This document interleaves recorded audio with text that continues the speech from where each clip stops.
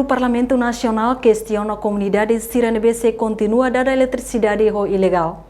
Lihusi plenária segunda-feira, representante povo e Parlamento Nacional, atual deputado bancada CNRT, Gabriel Soares Hatetem, cliente Siranebe dar eletricidade ilegal se for prejuízo bot para orçamento geral do Estado.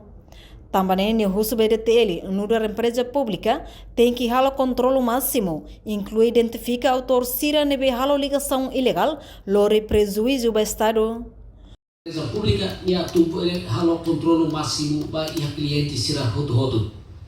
Tamba ita rona ita talbe susi dari kata se iha individu ka ida rua se usahela dan hela ahi ilegal. Hanya sang iha media sosial viralos ia hau di município rasi que posto administrativo bariki ia supida tebe avião. Quase que 60 ou 70 maka lau halo aktu dada ahi ilegal. Idane ita melihat temi yang kata nem for prejuízo bot ba orçamento geral do Estado. Também dane essa empresa pública khusus para atu beli halo controle máximo. E atu beli identifica autor serve maka contribui lori for prejuízo ba Estado.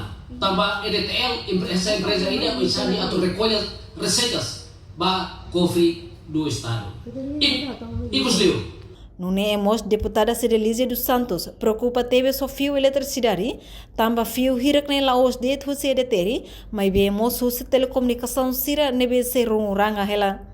Fio sira iha ring eletricidade nia. Hawa tene kata fio sira na bala osu se deteri dek, mas be iha mos itania oferecedor telecomunicação sira.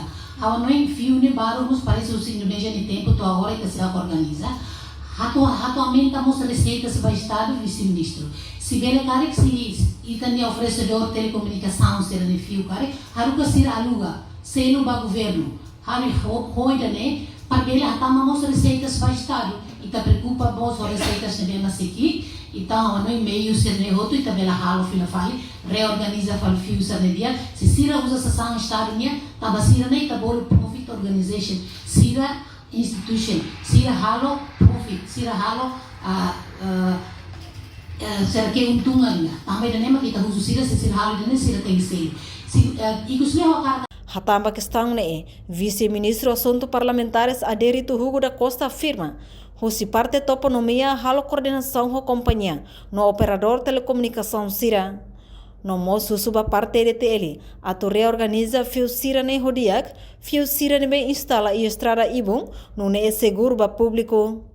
Niamos bolo on atenção operador telecomunicação tolo, nebe existe e Timor-Leste, hamutu ko toponomia no urbanização urbana, o insamak bele hare assunto hirak ne ho urgente. Reportagem Melda Fátima, Televisão Timor-Post.